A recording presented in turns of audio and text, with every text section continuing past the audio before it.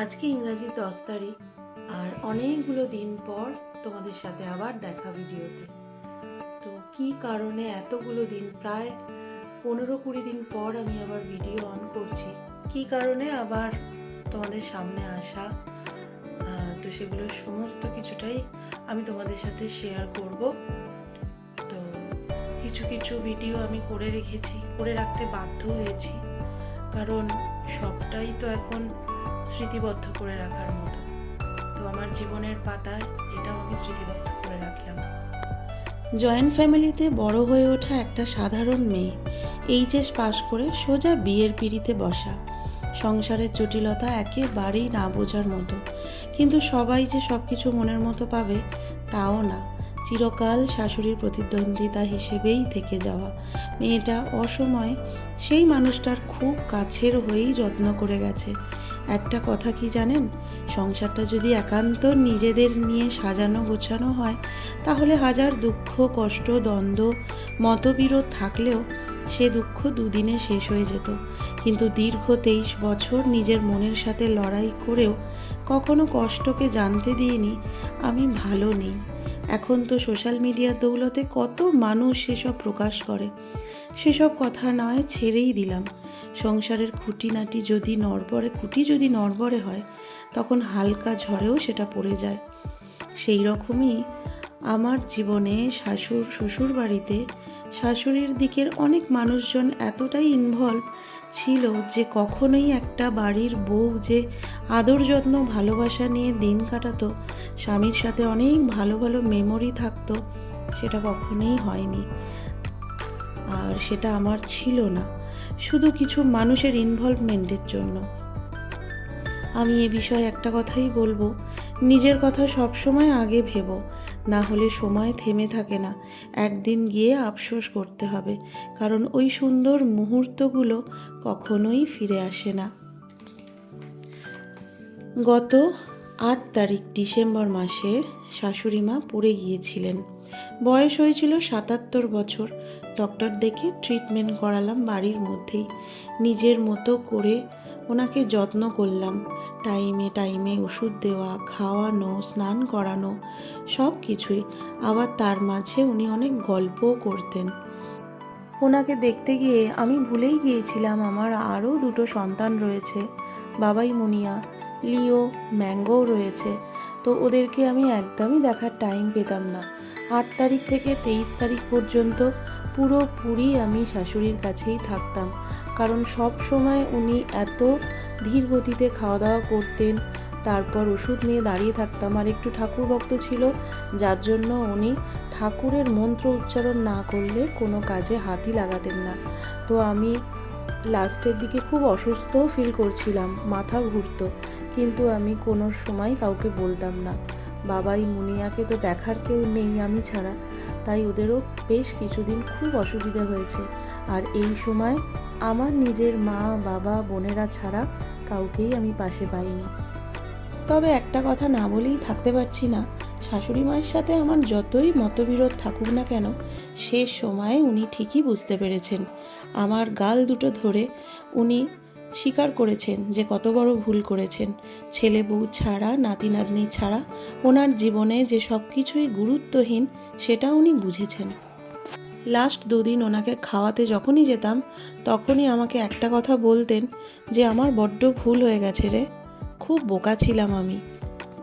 এই সমস্ত কিছুর কথোপকথন আমার কাছে ভিডিও করা রয়েছে। যেহেতু উনি আর নেই এই পৃথিবীতে, সেই জন্য আমি আর সেটাকে নিয়ে ব্লগ তৈরি করিনি। আজকে শাশুড়ি মায়ের এই কাজের শ্রাদ্ধানুষ্ঠান, ঘাট কাজ, নিয়মভঙ্গ, সেটা একটু স্মৃতিবদ্ধ করে রাখলাম, কারণ এটা আমাদের স্মৃতির পাতায় আর কি রয়ে যাবে। ওই যে কথায় আছে না, শেষ ভালো যার সব ভালো তার।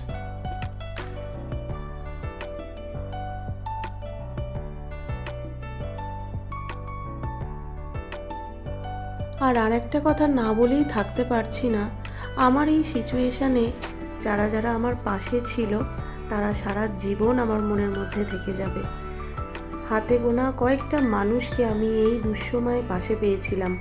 ভেবেছিলাম অনেক বন্ধু বান্ধব, আত্মীয় স্বজন সবাই হয়তো আমাকে খুব ভালোবাসে, আমার এই সময় তারা আমার পাশে থাকবে, কিন্তু অনেককেই আশা করেছিলাম, কাউকে আমি আমার পাশে পাইনি। মনে থাকবে 2025-এর শেষের দিকে এই শিক্ষাটা সারা জীবন আমার মনে থাকবে। যারা আমার পাশে ছিল আমার এই দুঃসময়, তারাই শুধু থেকে গেল। তবে এত কিছুর মধ্যেও আমার একটা কথা বলার, যে সব মেয়েরাই তো একটা স্বপ্ন নিয়ে শ্বশুরবাড়িতে আসে, সেটা যদি তার মনের মতো না হয় খুব কষ্ট হয়। এই যে বাইরের লোকেদের ইনভলভমেন্ট, এটা যে কতটা খারাপ, সংসারের ওপর কতটা যে রেখাপাত করে, সেটা সেই সংসারের যে মানুষজন তারাই বোঝে।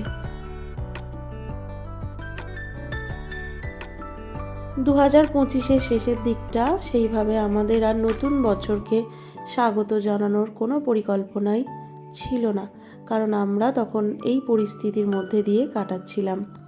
1 জানুয়ারির দিনে আমাদের শাশুড়ির ঘাট কাটছিল, 2 জানুয়ারি শ্রাদ্ধ ছিল, 3 জানুয়ারি বাদ দিয়ে 4 জানুয়ারি নিয়মভঙ্গের কাজ হয়েছে। তাই এই এতগুলো দিন আপনাদের সঙ্গে কোনো রকম যোগাযোগ করতে পারিনি।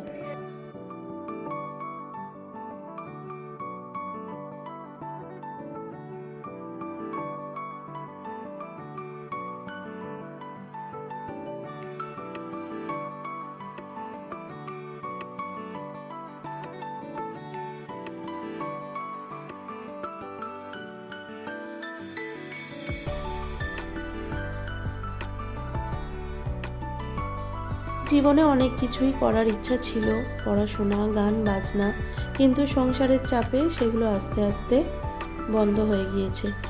4 দেওয়ালের মাঝখানে আমার জীবনের গল্প আমি কোনোদিনই কাউকে জানাতে চাইনি, কিন্তু ব্লগটা শুরু করেছি এই কারণে, আমি আমার দুটো সন্তানকে কিভাবে বড় করছি, আমার কিভাবে জীবন চলছে, সেগুলো স্মৃতিবদ্ধ করে রাখার জন্যেই আমার এই ব্লগিং স্টার্ট করা।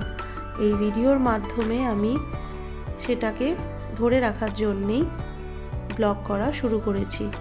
আর আজকেরও এই ভিডিওটা আমার কাছে স্মৃতি হয়ে থাকবে।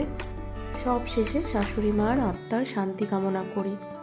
আর আমাদের এই কয়েকদিন যে বাড়ির মধ্যেই অনুষ্ঠানের আয়োজন করা হয়েছিল, তার জন্য লিওকে আমাকে ডগ সেন্টারে, ডগ কেয়ার যে সেন্টার রয়েছে সেখানে রাখতে যেতে হয়েছিল। 5 তারিখে আমরা গিয়েছিলাম লিওকে আবার আনতে। ওখানে বেশও মজা করেই থাকে, কারণ অনেক বন্ধু থাকে তো, তাদের সঙ্গে বেশও মজা করেই থাকে। তাহলে চলুন, আজকের ভিডিওটা আমি এখানেই শেষ করছি।